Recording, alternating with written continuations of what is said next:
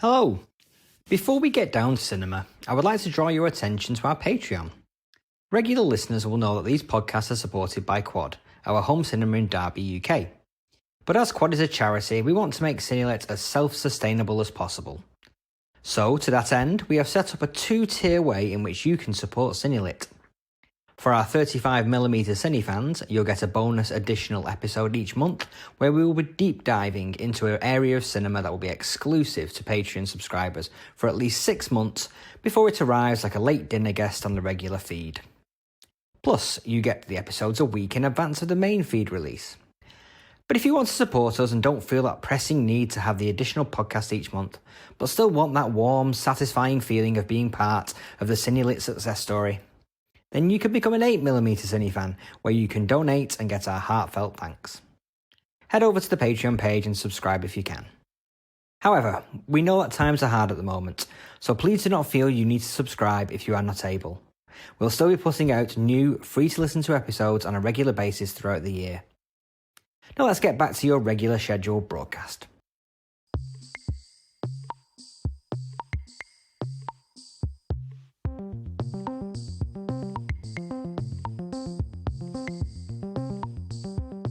Welcome to Cinelit. Today we are fuel-injected and chrome-loving as we tackle the nitro-infused franchise, the Mad Max series of films. It has been 40 years since Mad Max 2, arguably the breakout of the franchise. So we thought it was a good time to take a look at that series of films and just see what we think about it and see how they stood the test of time, and is there a future for a dystopian future-style franchise. I am joined, as ever, by my co-host, Daryl Buxton. How are you, Daryl? I'm good, thanks, Adam. All revved up, ready to go, tank full of gas, and looking forward to heading out into the wilderness on this one. So should be good. Cool. Well, I'm your host, Adam Marsh, and I'm not a car guy, Daryl. I'll tell you that right now. Me neither. So we might start running out of car puns. We've kind of gone through about 15 of them in the first few minutes. So I think we ran out about a minute ago. Yeah. But no, we're not car guys. But I think that's the great thing about Mad Max is that you can become a petrol head for a couple of hours, even if you're not one. You know. Yeah, absolutely. I mean, one of the fascinating things, because I was comparing this to the Fast and Furious films, because I was thinking we've not really had a car franchise in the last 30 years. And we're like, well, actually, the Fast and Furious one's arguably the most successful franchise of all time. Yeah. Is a car franchise. But this one takes a very different approach to cars. Fast and Furious franchise, it's like specific cars. It's like, oh, look at that car and it's sexy. Oh yeah. Whereas this one's more like, just put your foot to the pedal and drive kind of. Yeah. And also, you know, we've made a car out of dustbins and bits of wire, you know, and whatever we can find lying around the dump. So let's head back to the late 70s then, because this first movie was rooted and born in the Ozploitation scene in Australia in the late 70s. We've got a lot of great films, but this one arguably broke most of the rules and regulations and laws over health and safety for stunt work, particularly in this franchise, didn't it? Because it was crazy, the stunts in this first movie. Oh yeah. It's low key. When you look back on the series now, the first Mad Max seems a little bit of a low key movie, but certainly not in terms of its car action and so on. But I think in terms of its general storyline, in fact, you know, the series as a whole is often described as being, you know, set in a sort of post-apocalyptic world. And the thing about the first Mad Max, throughout the series, you know, the first actual reference from a character to the fact that they're in a post-apocalyptic setting doesn't come, I don't think, until Tina Turner's character in Beyond Thunderdome mentions something about the day after. And the first Mad Max, it's just set in sort of Ozploitation world. You know, it's how different is Mad Max from the setting of something like Wake in Fright or Long Weekend or Wolf Creek. You know, they're all set in that same sort of Australia. And is this even a post-apocalyptic film, or could it be argued that it's just life in the outback? You know, it's certainly a recognisable world, isn't it? When you watch it, I mean, arguably from the second film onwards, the world starts to look less recognisable as we know it. But in that first one, there's streets, there's towns, there's little villages, there's recognisable things to hang your hat on. Yeah, and as I say, it's stuff that you see in other Australian films around the time and since as well. So, you know, I think also the sort of like the bad guys, quote unquote, the bike gang feel like an isolated group rather than the world is now that. Like when she gets to the second film, it's like, well, no, everyone's like that. You know, we're the strange ones by being normal. You know, they're weird. You know, and yet by certainly by Mad Max 2, you know, you're just thinking, well, yeah, this is how the world is now, definitely. But interestingly, Mad Max came out on a double bill over in the UK in 1980 with as support to Friday the 13th. And that's a damn good fit, I think. I think that's a good choice of double bill, because I think at times Mad Max actually riffs on contemporary late 70s, early 80s horror. There's the scene with the charred arm in the hospital, and there's the great scene where Max's wife is sort of chased through the woods, and you get the great sort of hulking figure that she sort of runs into. And those could both have come out of either a sort of hospital set horror or a backwoods slasher movie of that same era. So I think audiences going in for that double bill wouldn't have thought, oh, why have these two films been paired together? They'd have gone in thinking, yeah, I like all of this stuff that's being presented to me. I like Jason and Jason's mom and the teens being killed in Friday the 13th. And I like this stuff that's happening in this Australian movie as well. It's certainly got like a vibe of the sort of like vigilante boom of the late 70s. You know, again, it does. It connects with that. Yeah. It definitely feels in that mode. But it was a hit. It was a hit. You know, as a lot of those exploitation films were made for peanuts and made a fortune. Sure. And I think as the series develops, you're getting imagery, as you say, like, I think the characters in Mad Max 2 have got this sort of part punk, part heavy metal, part sort of crusty sort of sensibility to them. And that continues in the rest of the series. But even right from the start of Mad Max, the very first one, you've got a sort of punk feel to it. The very first thing we see on screen is it's not only a sign pointing the way to Anarchy Road, but anarchy's spelt wrong. And how anarchic does it get, you know? Fantastic. I mean, the thing that struck me as I watched them all together is that it doesn't feel like Mad Max 2 is a sequel. It feels like Mad Max 1 is a prequel. Yeah. You know, in that respect, it doesn't feel like it's building on it. It feels like, well, this is the backstory to the great franchise that starts with Mad Max 2, The Road Warrior. You know, it's very much in that vibe. Like, I've got to do this story, get this story out of the way, and then I can actually tell the story I want to. Similar in some ways to the Purge franchise. I was just going to say the same thing. Yeah, exactly. It's got that vibe. Yeah, the Purge started with this very low key thing. I mean, I think Mad Max and the Purge both offer a grand, expansive concept, and then they both, in their first movie, reduce it and minimalize it and sort of say, oh yeah, there's all this stuff going on outside what you're watching, but we're going to focus on this little intimate little story. And then it's in the later films that, oh, we're just going to blow up now and go crazy. But the first movie doesn't do that. But arguably, this franchise is still quite a small franchise because the stories they tell are not particularly universe exploring. It's not like you think about the Mad Max universe as modern audiences now have to refer to any sort of franchise. It's a universe, like Marvel universe, Star Wars universe. This doesn't feel like a universe that has got, pardon the pun, much fuel left in the tank to explore. You're doing those car puns again, Adam. Yeah. It hasn't got much more to give in the sense that once they set that world up in number 2, you can't really expand on it. You expand on it a little bit in the 3rd one and a little bit in the 4th one, but ultimately it's the same world.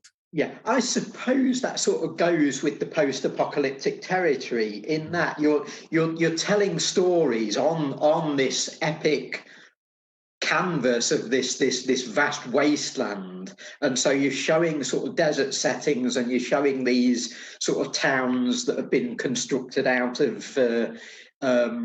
bits of scrap metal and stuff, but the stories themselves are very intimate, and the number of characters involved by the nature of the fact that the world has supposedly been destroyed. The stories are going to be told on this vast canvas, but they are going to be very intimate stories involving a small number of characters, and it's a really sort of intriguing sort of dichotomy that is, that you've got these small stories set on a big stage. Arguably, it was the second one that really made a star of Mel Gibson and brought that franchise to the world. Yeah, because of course the first one notoriously was dubbed. Most people only saw it in a US American dub. So exactly, yeah. Yeah. And I want to talk, before we sort of go on to the series as a whole and go through the films, I want to talk a bit about Max himself, because in terms of this sort of intimacy, don't you see him in the first movie, and then certainly I think this becomes more and more prominent. If prominent's the right word, it's probably not the right word.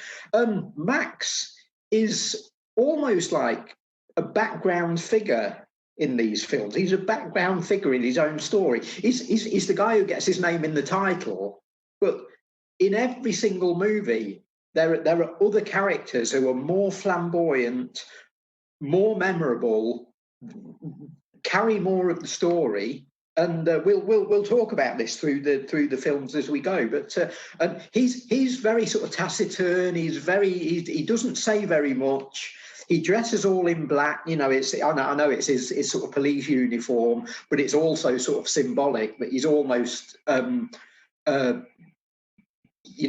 where every other character is wearing sort of coloured dyed hair or feathers on their costume, or they've got wild clothes on or whatever. He's there just as this straight man, this straight guy in black, not saying very much, just getting on with his job, and often is not even taking part in the main story. It's a bit like what John Carpenter did later on with the Jack Burton character. He sort of did a comic spin on this Mad Max idea with Big Trouble in Little China. He has us focus on Kurt Russell in a John Carpenter movie as the main character, Jack Burton, and then it's revealed as the film goes on, he's the sidekick. He's the comedy sidekick, and that's sort of the case here with Max. He's like a sort of fringe character in these films. Well, it reminds me of characters like the Punisher or characters like Elektra from the Daredevil films, where they're kind of like really cool characters and you want to want them, but you think they can't carry their own movies. They need to be the guy in another movie, the character in somebody else's. The Hulk is a perfect example. There's one story to tell with Hulk, and that's Jekyll and Hyde, and they've told it about 50 billion times. But having him as a supporting character works perfectly. I think Max works in a very similar way to that, where the situation, the world, and the plot and the storyline is already there, and he comes in as a supporting character to help achieve. Well, he's what he is. He's a catalyst. His appearance in the story sets things in motion, but the story's happening to other characters, and I think that's the case in every single one of these films. I think one of the main reasons is he doesn't want anything. I mean, most characters in films want something. They have a goal. They have a desire. Max just wants to be left on his own. He just wants to be. He just wants to survive. That's his main goal, which is not massively interesting for a plotline, you know. I suppose it harks back to. I mean, characters in a lot of classic westerns are like that, and I think it came to the fore in the Clint Eastwood Italian westerns in the 60s. You know, but even before that, I think you'd seen characters played by people like Jimmy Stewart and John Wayne, who were very much like that. You know, it was okay, we're the stars, our names over the title sort of thing. But in the actual storyline, we're just the guy who sort of rides in from out of town. Nobody knows us. We set everything in motion. We kill the sort of evil sheriff or whatever, and then we ride back out of town again. And the townspeople sort of get on with their lives. And there's a sort of element of that here. And as you say, in the first movie as well, I think it does riff very much on that sort of Charles Bronson type thing. And again, those sort of vigilante characters are very, very much like that. Even right up to date with people like Liam Neeson, you know, they're there almost as a sort of symbolic figure rather than as a rounded character. And I think that's how Max plays. Yeah, I mean, obviously the Western, the man with no name character is definitely an influence to the point where they even call him the man with no name in Thunderdome. They even introduce him as that man, the man with no name, which is like, okay, there we go. I mean, that's an interesting point we'll come on to later, I think, with Beyond Thunderdome and with the Mad Max Fury Road. There's some very interesting things to say about the name of the character and why it isn't used, and I think there are some things we can discuss about that later. But yeah, I think again the series as a whole has got these sort of very sort of samurai-like or very sort of spaghetti western-like sort of qualities to it. One of the things that I love is that even though everyone's trying to kill each other and they're sort of fighting over whatever fuel and water are available and so on, there's a genuine sense of respect. At the end of Beyond Thunderdome, Max is sort of at the mercy of the people that he's been fighting all the way through the film. And they just walk away. They just sort of acknowledge him and say, right, the story's over. We've achieved we've all achieved what we want to achieve, and respect to you. You know, we sort of honour you. And I think there is that sense of honour and that sense of it is very sort of samurai-like, and it is the sort of thing that you see in a certain strand of Western cinema. And also, I think the other thing about the series as a whole, and this happens right from the start, right from the first movie, you get characters where we as an audience never know who to root for, because you see allegiances sort of shift, and characters that have been set up as heroes are suddenly revealed to have some other agenda, or they might change sides in the middle of the movie or something. And again, this is something that seems to continue throughout the movies. And again, the Max character is just sort of bumped from pillar to post, you know, and he's a character who's used by other characters. And again, that's not, you can't imagine a sort of superstar actor wanting to play this type of role where, okay, your name's in the title, but when you read the script, you sort of think, well, I'm not the main figure here, you know. I'm being sort of passed around from person to person, and I'm being told what to do by everyone, and I'm being looked down on, and I'm being used, you know. It's a very, very interesting series in that respect. But I do think that it does have these sort of antecedents in this strand of honourable type cinema, you know, in these stories of, you know, titanic figures involved in these conflicts, be it in a sort of feudal Japanese setting, be it in the world of Sergio Leone. So are we getting the stories as they are told? Because it's the Max, that character that's in each film, the same Max character, because the way that they depict him is like a myth.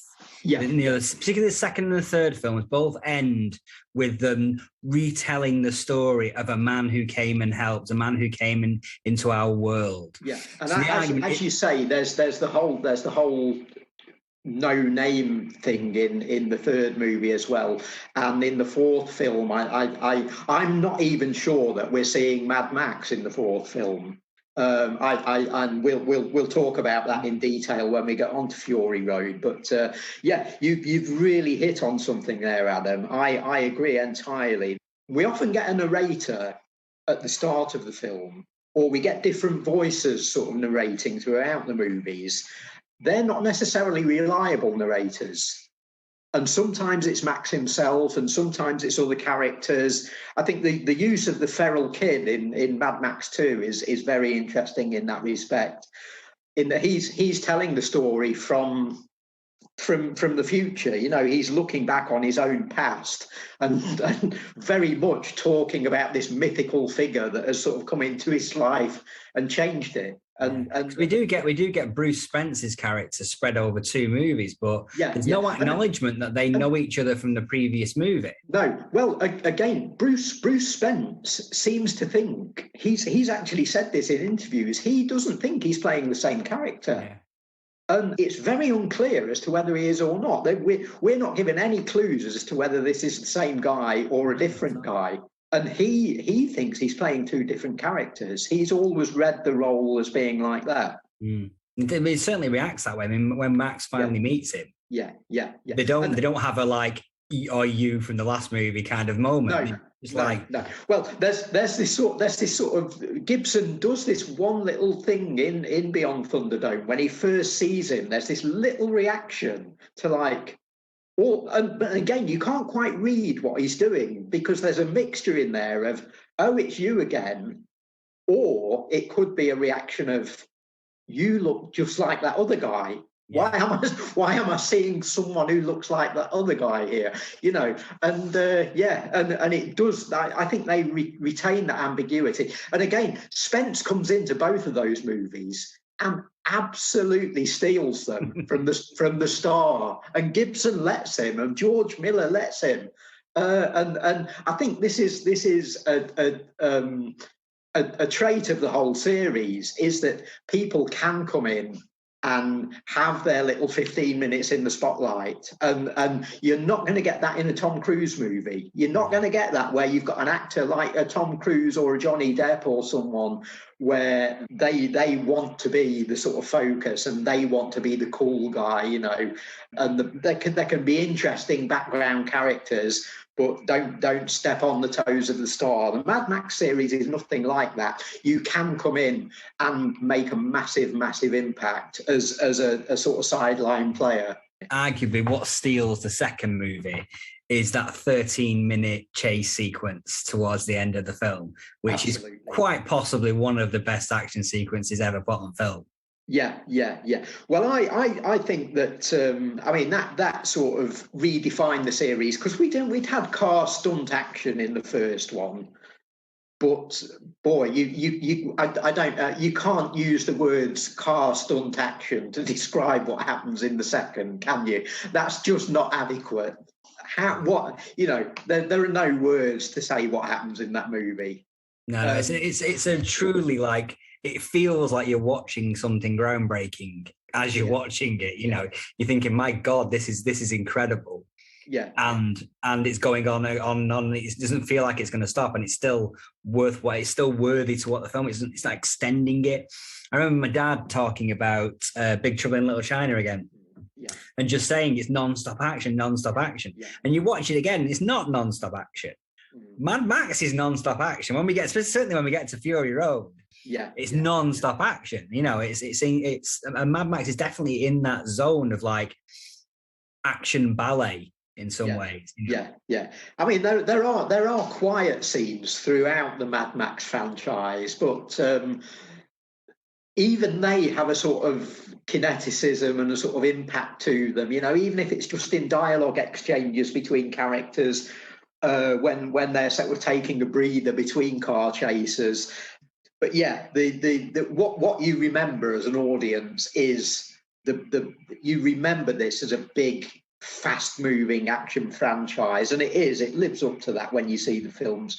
And I mean, Part 2, which was called The Road Warrior, of course, in some territories, And that's a great title, I think. I like the title Mad Max 2, because that's the one we were given here. But the Road Warriors are a really apt title for this movie. And again, who is the title The Road Warrior describing? Because I'm not sure it's describing Mel Gibson as Mad Max. There are about 18 characters in that film that could be the Road Warrior. Yeah, well, it's true that most people in the Mad Max franchise can be referred to as the Road Warrior because they're all on the road, they're all like fighting, they're all driving cars, they're all inhaling nitro and all that kind of crazy stuff. So it's like, you know, it's an admirable moniker, but it's a moniker that established the franchise as you can watch any of these films in any order. Yeah. And you don't really need to have seen the other ones. I mean, the first one does have a lot of backstory, but all of that's explained in the opening sequences of every film. It's Born in Fire and Blood. Here's Mad Max. You know, he's got a chip on his shoulder. You know, he likes driving cars. Yeah, and as you say, you know, you can watch the films as a series, but they don't really sort of link up. They each tell an individual story. The telling point here is that a newcomer could come in and watch Fury Road without knowing anything about the other films and enjoy it as a film, or you could watch Beyond Thunderdome and enjoy it as a self-contained movie. I think you may get more out of the films if you sort of have watched them all. Specifically on Mad Max 2.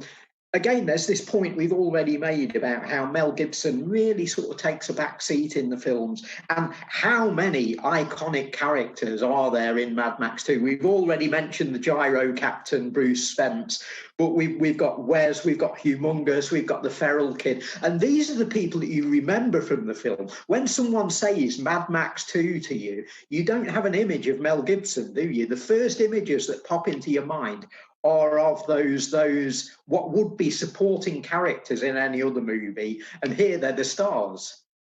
Yeah, I mean, but they're the faces. They are the sort of like, I don't know, they're almost like the Teenage Mutant Ninja Turtle villain characters, where they're just crazy characters, you know. Yeah.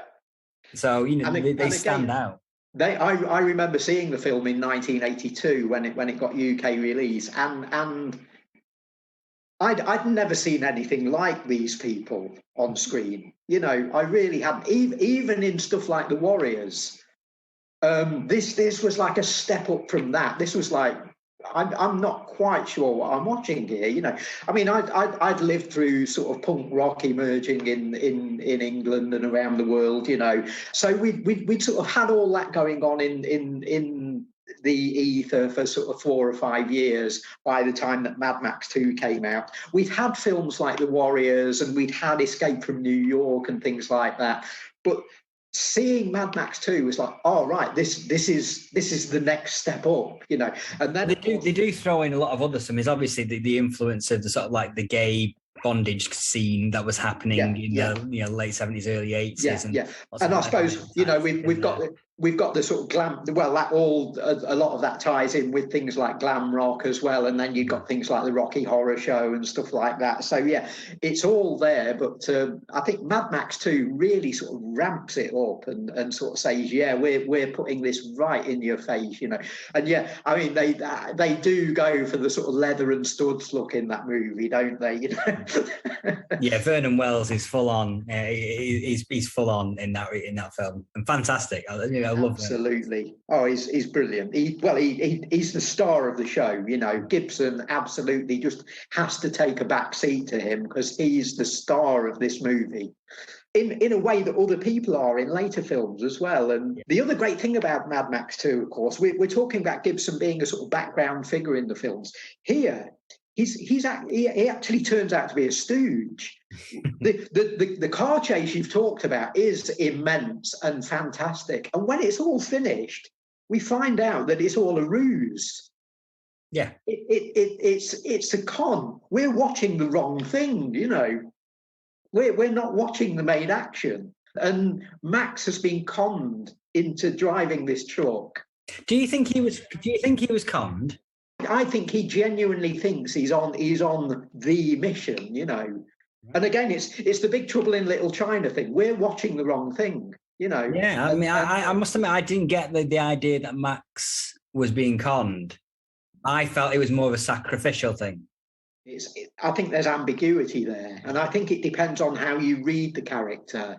If you see him as being a hero in the films, yes, he's taking part in this chase as a sort of knowing decoy. But I don't read it like that. I don't think he knows what's going on. I'm not sure because there's a lot of the village refinery people on that rig. Yeah. That die. But, Yeah. But I think it's good that there is that ambiguity. Yeah. I think that's the point that Miller tries to sort of keep retained throughout this series. Is we never get the full picture, and I think that's brilliant about these films. There is this air of mystery and not quite knowing about them, and being able to debate them on talks like this one. It's. And when we get onto Fury Road, I think there's going to be all sorts we can talk about in terms of what's going on and what isn't going on, But I mean, when talking about being overshadowed in movies, it's kind of hard when you read the cast list and it's like Mel, you're going to be playing Max, road warrior type character, taciturn, unreadable, and you're going to be playing the humongous, the Ayatollah of rock and roller. How can you not be overshadowed by a character that's described as the Ayatollah of rock and roller? Your name's Max, and all these other characters have got amazingly flamboyant names and costumes and backstories. Yeah. Okay. Well, let's move on to the Hollywood one, Mad Max Beyond Thunderdome. So Mad Max 1 and 2 were both rooted in the exploitation. Second one had a bit more of a budget and definitely brought them on a world scene.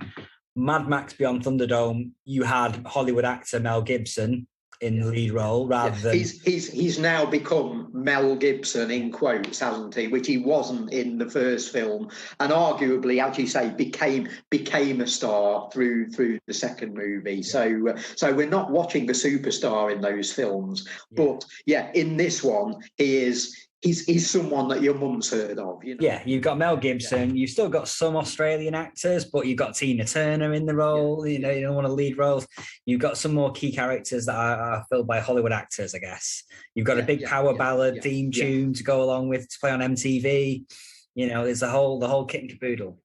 So, what do you think is going on with this film? Because it's a very uneven movie. Yeah, I would say. Well, there's background to tell here, Adam.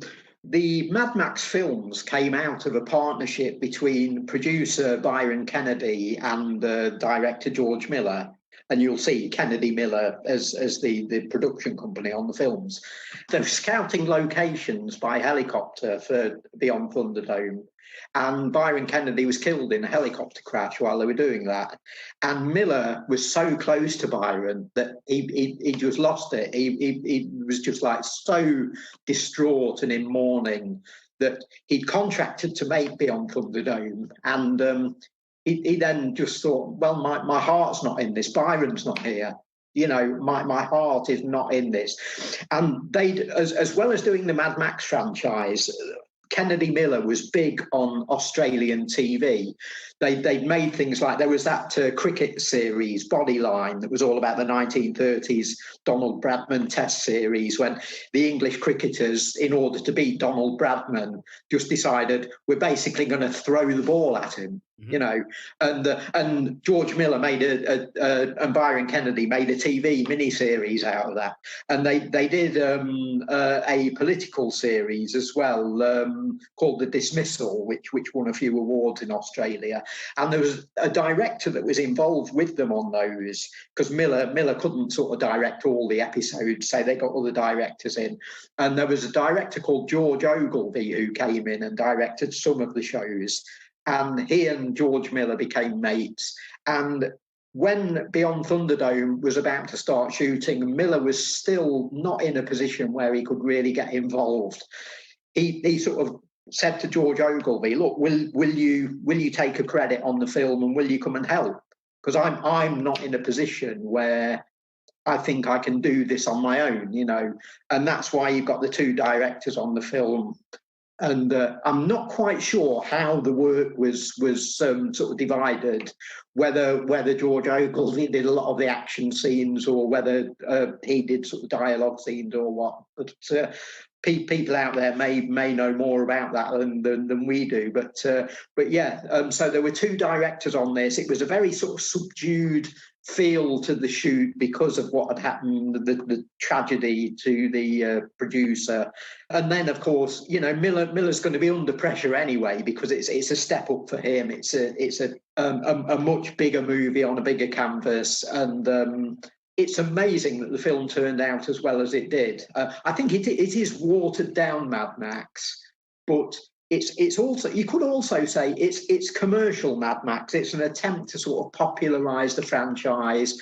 And we've seen this before, it's not an isolated incident. We've seen this before with other franchises where they have their sort of cult audience for the first couple of films, and then everybody catches on. It's happened with stuff like Evil Dead, everybody suddenly catches on to it, and everyone's waiting for the new installment, and things just get bigger and The one that reminded me most recently was the Riddick franchise, which started off with like Pitch Black and then went into the Chronicles of Riddick, which was like Conan in space kind of thing, Yeah. I think there's a lot of good points about Mad Max Beyond Thunderdome. It is the weakest of the four, but if this is the weakest film of the franchise, that's a robust franchise. It felt a bit like it didn't have one story it wanted to tell, so it told about four half-heartedly. Half-heartedly, It kind of had a little bit of a Peter Pan, Lost Boys kind of thing going on there. Yeah. And it had the Thunderdome, but you think, great, Thunderdome. Barely in it, Thunderdome. Well, it's called Beyond Thunderdome for a reason, because you get 30 minutes in and we're done with the Thunderdome. We're away, Yeah. But again, I think that Thunderdome stuff and all the stuff in the township with Tina Turner and everything, that first half hour is the stuff that people remember from the film. I think one of the interesting things that reminded me of the Thunderdome stuff, it reminded me of Tenet recently, whereas I don't think the action sequence with the bungee ropes looked as cool as they think it looked. No. And I think Tenet was a bit the same with their backwards fighting scenes. It didn't quite look as cool as they think it looks. And that felt with Thunderdome as well. It was like, this doesn't work really. It's a cool idea in theory, but it doesn't really work on screen. And what do we think about Tina Turner in this? I think it's kind of a weird one because I feel like they could have done more with Tina. I felt like she was great. She looks fantastic. She acts perfectly fine. There's nothing wrong with her performance. In some ways, when you get a pop star casting something, you think, ooh. I don't think any of that comes across. She feels like she's rooted in that world. I just wanted to see more of her. I wanted to have. She doesn't feel like the main antagonist. I think that's the biggest problem. Exactly, and that's because, as you've said, I think the story's sort of dissipated because they're trying to throw too much in, aren't they? And there's probably even an upturned kitchen sink in there somewhere. But I think the casting of her, and also to a lesser extent of Angry Anderson from Rose Tattoo, is what you might call it stunt casting, although in using the term stunt casting, the word stunt in the Mad Max franchise means something entirely different. Yeah. And of course, what's interesting here is Angry Anderson actually does some of his own stunts, and it looks as though Tina Turner does at one point as well. Right. Angry Anderson and Mel Gibson are credited among the stuntmen at the end of the film, believe it or not. Tina Turner isn't, but I'm damn sure that there's a scene where she's sort of hanging off the side of a vehicle or something. It really does look like there's like a close-up, It looks like she's doing enough to justify a stunt credit. So fair play to the stars who come into this franchise. They know they're coming in to sort of get their hands dirty, and they're going to be thrown about and hanging off moving vehicles and stuff. And I think they sort of know that's going to happen, and they go with it. I think one of the problems is that you set this franchise up as a car franchise. by the third film, and there's just not enough car action. This isn't a car movie. It's not what people wanted, and I think Miller recognised that in Fury Road. I think, boy, does he recognise that. I think, one thing they do here is that it's got this whole Hollywood thing about it. One example of that is you can imagine a meeting about, you can imagine executives meeting about the film, and someone suddenly suggesting around the table, hey, we had that character, the feral kid in Mad Max 2. How great was he? Well, if he was great on his own, what if we had 50 feral kids in this one? And it's like the William Goldman thing. William Goldman in Adventures in the Screen Trade commented on Hollywood working in that sort of way. And you can imagine a wry commentator like Goldman sort of looking at Mad Max Beyond Thunderdome and thinking, oh yeah, I can, rather than sitting back and enjoying the movie, I'm imagining what the Hollywood meetings were like. It's also very, very second-hand. There are little references and names that pop up throughout the film that just seem lifted directly from early 80s culture. Like I've mentioned already that Tina Turner refers to The Day After, which of course was the name of the sort of nuclear TV movie. And you get things like Atomic Cafe being referred to, and Master Blaster, which you hear that name and you're in the audience again thinking, well, they've just stolen that from a Stevie Wonder record. Why couldn't they have come up with a better name? Because the Master Blaster character is fantastic. The idea of this sort of single character made up of two people is great, and having Angelo Rossito in there, who sort of goes back to silent films. He was making films in the 20s, and he's in stuff like Freaks in the early 30s, and he was still doing it up to about 1990, I think. So a great figure to have, and this is one of his best films, I think, Beyond Thunderdome. He makes a real impact, I think. But it's all got this sort of second-hand feel to it. I think Frank Thring is fantastic as the MC in Thunderdome, but again, he gets far too little to do, and what he does do is basically just Joel Grey in Cabaret. Mm-hmm. Again, there's a lot of that channeling of other stories through the Mad Max lens, isn't there? The whole idea of Bart. As we've said, they even ripped themselves off by bringing Bruce Spence back. Yeah. It's just got this sort of lazy feel to it, and the elements still all sort of add together and make an entertaining film. But it's just, it really has just got this will this do sort of feel to it. I think it's a tricky one in the sense that, like I mentioned before, the world feels like there should be more to it. There should be more to the world of Mad Max, but actually, it's really hard to expand on this kind of a world and make it bigger. And they make it a little bit bigger by doing the Bart Town. Then as we get into Fury Road, they kind of like go back, but they expand it in the ways of the way of society, I guess. And they have like the God King style character in that. But I think Fury Road's interesting in that they sort of partly expand it and partly strip it right back to its roots, and they make a perfect mixture out of those things. They take all of the best elements of the franchise so far and mix it up to absolute perfection. Yeah, so let's get into Fury Road, because like there's a hell of a gap between the two films, isn't there? Like 1985 and 2015. Yeah, well, let me put a question to you, Adam, because you would have been because of your age, I was seeing these films as they came out in the cinema, but you would have caught up with them later on. But when Fury Road was announced, what did you think, and what do you think the general sort of perception was among cinema audiences with there being this big gap? I think because there was so much time beforehand, because they were recasting Max, it was being treated like a reboot. But as we know from the franchise, every story stands on its own. Is it even the same Max we're watching? It doesn't matter, does it? Almost who plays Max in some ways. I don't think there was a massive negative feedback. I can't remember when the Mel Gibson backlash had begun when he was going through all those hassles and troubles. But I feel like that was probably in the zeitgeist where, yes, we would want Mel back in Max, but he's been such a horrible person at the moment. That's a great point, because if you compare that to Indiana Jones, there were these suggestions they were going to bring in a new Indy or a young Indy or someone who was sort of going to replace Harrison Ford. And the outcry about that was immense, and here it was different. And I think that was because of Mel's own sort of personal problems. I think people looked at it and thought, well, I want a Mad Max film, but we can't have one if Mel Gibson's going to be involved. So I understand that, and then they kind of moved on. Yeah. But I think one of the big things for me, because I remember they started shooting this. This film was in.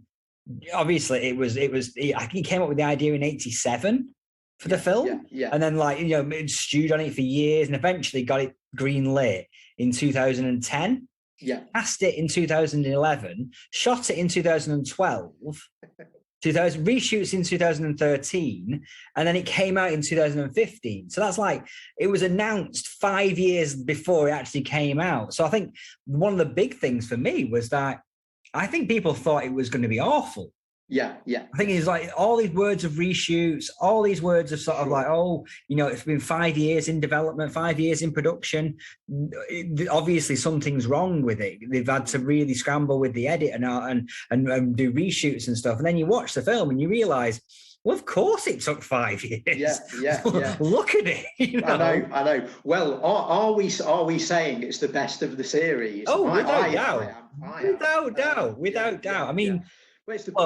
Mad Max 2 is incredible. Yeah, but it's the perfect synthesis of all of the three other films. I think it takes all of the best parts of the first three movies and sort of smashes them together, makes a new story out of it, makes a story that seems to fit and seems to sort of continue the saga, and is absolutely amazing, and has got all the stuff in that we've already talked about, like Max again taking a background seat. He's taking a back seat to everything. You've got an opportunity for some of the big names to come on, like Charlize Theron, and make a big impact, but for minor supporting characters to come on as well. I mean, again, I talked about when someone says Mad Max 2, what do you think? Well, when someone says Fury Road, to me, the image that pops into my mind is that guy clad in red, playing his guitar with a flamethrower, shooting flame out of the end of it. He's Mad Max Fury Road to me. That's the defining image of 21st century cinema to me. Yeah, it's an incredible, it's brilliant image, and he's on screen every now and then. He's on screen about 4 times throughout the film for about 10 seconds. Well, the incredible thing is that just the idea of scoring your own action scene in the film. It's just incredible, to the point where he gets punched in the face. There's a scene where Mad Max is fighting this guy, punches him in the face, he falls back, Mad Max jumps away, and he immediately just starts playing the guitar again. As though he's sort of programmed to do it. Yeah, it's brilliant. It's so good. And this happens with other characters throughout the chase as well. And again, the idea that, out of all the stuff we presented to you so far, what you guys loved was the big chase in Mad Max 2. Well, what if we give you that for 2 hours? Yeah. Yes, please. I mean, that first 30 minutes of Mad Max Fury Road, up to the point where the storm hits, sort of thing. Yeah. That's the first moment where you just go, oh, and you take a breath. It's like, God, that's 30 minutes. Yeah, and you're just thrown in right from the start. Yeah. And again, there's no preamble. It's just like, you guys want a chase, bang, here is one, Yeah. And it's wonderful how they do it. They have the little sort of somber voiceover and the introduction of Tom Hardy and the bit where he steps on that lizard in that very cool way. And then suddenly 18 vehicles roar over the hill into action. And it's like the audience is just like, it just takes your breath away. Yeah. And then, as you say, we don't get a chance to rest, I know we're talking about not using too many car puns, but it is like they looked at the Mad Max vehicle and said, we don't need gears 1 through 4. Let's just stay with 5th gear and then carry on from there. One great thing they do, of course, is they bring back Hugh Keys-Byrne, the toe cutter from the original Mad Max, and again he's playing he's playing the big boss now, the sort of chief of the sort of township, the sort of Tina Turner figure of this movie, if you like. Called Immortan Joe. And again, there's this ambiguity there. Is he the toe cutter? Has he somehow survived the events of Mad Max? Is he a relation of his? Is he a brand new character? Is he nothing to do with that? We're not told. We're left to fill in the gaps. And this again continues that tradition of the series. But what a fantastic figure he is. I think so many years has gone between Mad Max 1 and Mad Max Fury Road that Hugh Keys-Byrne just looks completely different, and particularly in this movie as well. Yeah, but I think for the fans, because you know it's the same actor, it's there. You know, you've sort of got that. Yeah, are we going to talk about the sort of fan theories on Fury Road? Because I know you've got a really favourite fan theory, haven't you, over who the Mad Max character is, Mad Max Fury Road? This isn't mine, Adam. It's something that I picked up from other people sort of discussing online, you know, but I'll put this forward anyway. And I think we've sort of touched on it a little bit already. You sort of mentioned things earlier on that sort of touch on this. And I'm not saying I agree with this, but I'm saying, again, it's nice that it's out there as part of the ambiguity, as part of the ether of these films. You know, there are two things here in Mad Max Fury Road. One theory that I've seen people put forward is that what we're watching is Tom Hardy playing the feral kid from Mad Max 2. And I think I don't necessarily agree with that. And the one reason I don't is I think when you look at Tom Hardy's movements in the film, I think he's clearly studied the way that Mel Gibson moves. When you see him walk or run in a scene, he's not walking like Tom Hardy does. He's walking like Mel Gibson does in the early Mad Max films. I think he's done his homework there. And he's credited on the opening credits right at the start. It says Tom Hardy as Max Rokitansky, Charlize Theron as Imperator Furiosa, you know, is the big title card at the front. But so, yeah, we're told he's playing Max Rokitansky. What's interesting in the film, and again, this is done in other films as well, as we've said, is that there's this big play on the fact that he won't tell anyone his name. And the fans that have put forward this theory that, well, what we're watching is the feral kid grown up, I think that's backed up by the use of the name Max in the film. If it is the feral kid, he's trying to pretend to be a version of Max Rokitansky in order to continue that tradition and continue that myth. Maybe he's heard that the real Max has died or something, or maybe he's just vanished into the wilderness and the feral kid grown up wants to carry on that sort of mythology. He won't tell anyone his name until right near the end of the film. He says, my name's Max. And it's almost as though, if this is the feral kid, it's almost as though he now feels, right, after all I've been through in this movie, I've now earned the right to claim the name Max Rokitansky. So, yeah, I can sort of see that. I don't buy that. I don't buy that at all. I don't either. I don't either. I think we're watching Tom Hardy playing the same character that Mel Gibson plays, but the theory holds water, is what I'm saying. Well, yeah, I mean, as we talked about earlier, I think if the feral kid sees Max as a hero, sees Max as a mythological character, that if he was taking on that role, he would have much more direct involvement. He would be the hero. He would want to be that hero because that's how he sees Max. But this character doesn't act like that. He's almost begrudgingly ends up helping. He acts like Mad Max in the other films, to the point where for the first 45 minutes of this one, he's a hood ornament. Exactly. You know, he doesn't do any. He's doing, and you can see the Mel Gibson Mad Max being like that as well. Again, as we've said all along, he takes this sort of back seat in the films, you know. And here, you know, he's taking the ultimate back seat. He doesn't do anything, you know. And again, brilliantly, they've very cleverly riffed on the fact that they've got Tom Hardy in the part. He's not only a hood ornament, he's a Bane hood ornament. You know, he's mumbling through a grill. You know, it's brilliant. So very, very clever. The other theory that's been put forward is that the Mad Max of the film is actually played by Charlize Theron. People have done this bit of conjuring with her name. Her character is called Imperator Furiosa. I don't know that this entirely holds water, but people have said, well, you know, Imperator Furiosa, if you bring that right back into basic English, can you interpret those words as meaning ultimate fury, or in another way, put another way, maximum mad, or for short, Mad Max. So, and again, she is the main character in this film, without a doubt, much more than Hardy. But again, that for me, as we've been discussing this franchise, ties it more into her not being Mad Max, because she has a goal, she has a plot. She has a purpose in this movie. She's doing stuff that the Mad Max that we know wouldn't do, and Tom Hardy is doing the stuff that Mad Max would do, i.e., being knocked around, being tied up, being used. And yeah, she's a genuine hero. You know, she's a heroine here, and Max.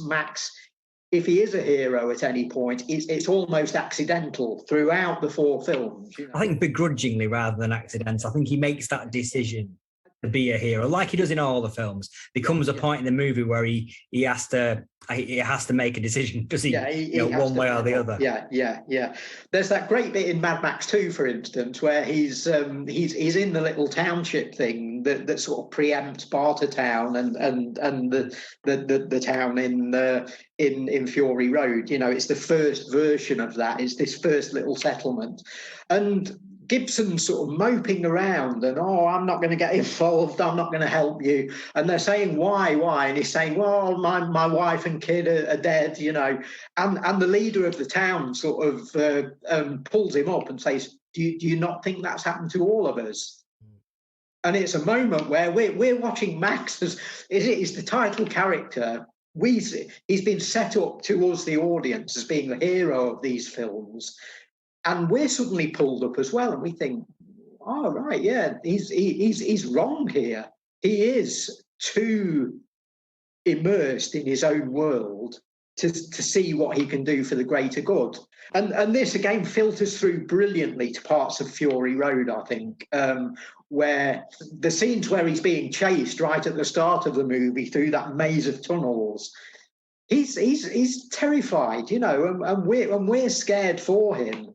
And this isn't a heroic character. It's very akin to what you sometimes get in the Indiana Jones movies, where you get the sense that Indy's out of control and Indy lost.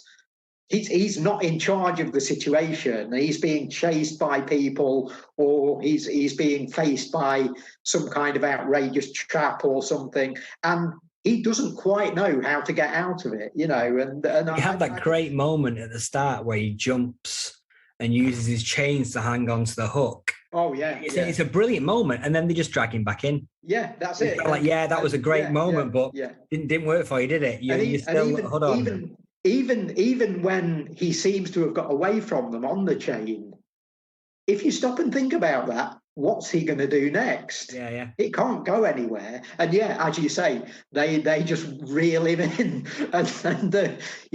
And it is in any other movie, in a Tom Cruise movie, that would be the start of a big stunt scene where we'd be thinking there, right, how's Tom Cruise going to get out of this now, knowing that he would get out of it, knowing that he'd leap onto some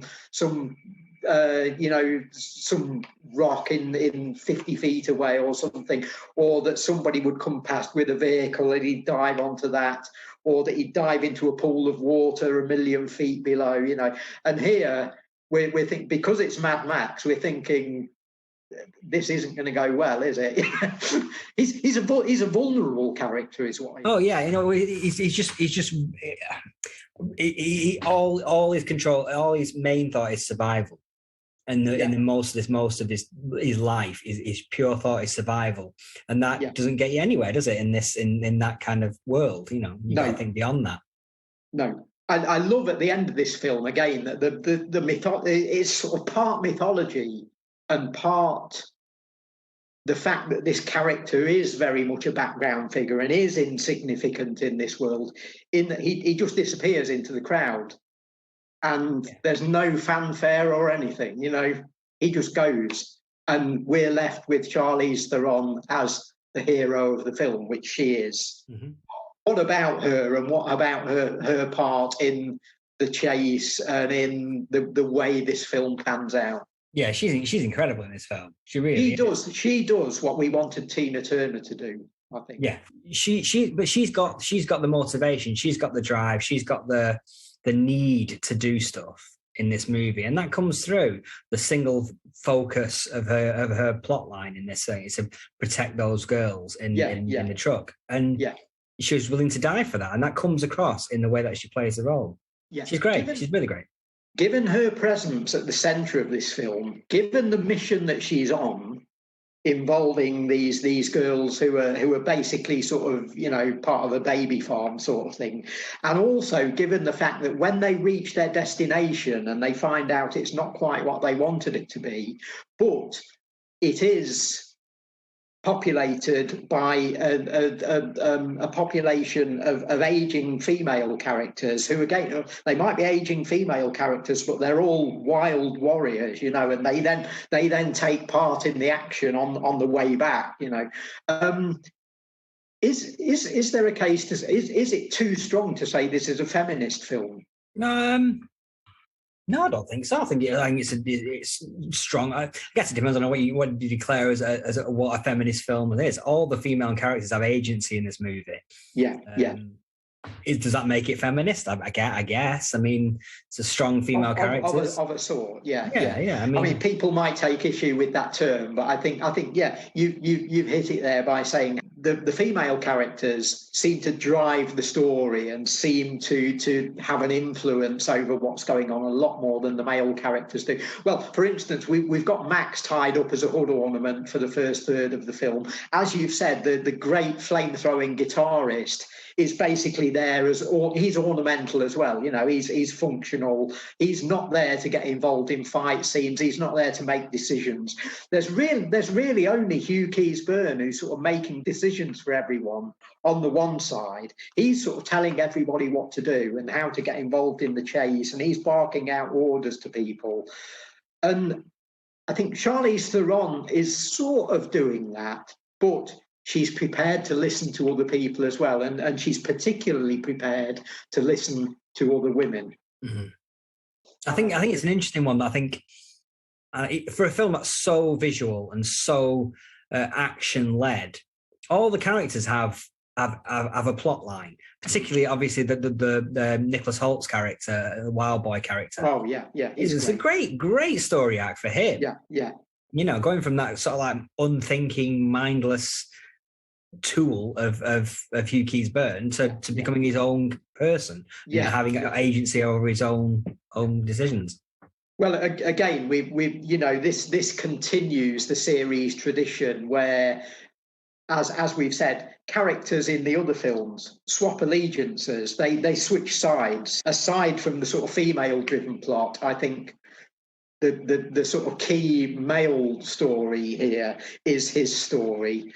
And again, he's a very vulnerable, weak sort of character who discovers himself. Yeah, absolutely. In a way that Mad Max never will. No, Mad Max has those moments where he has to make, he's forced to make, he feels like he's the character that leaves it until the very last minute to make a decision. Yeah. And then when that decision, he makes the right decision at the right time. And again, he's very Indiana Jones in that respect. You know, Indy's a bit like that in a more comedic sort of way. He plays that idea for laughs, but yeah, it is very much, oh yeah, I'll get away with whatever I can. I'll be a bit of a con man, you know, I'll try and schmooze my way through life. And then when push comes to shove, I've got to get out the whip or get out the gun or whatever, you know, or throw a fist in the right place at the right time.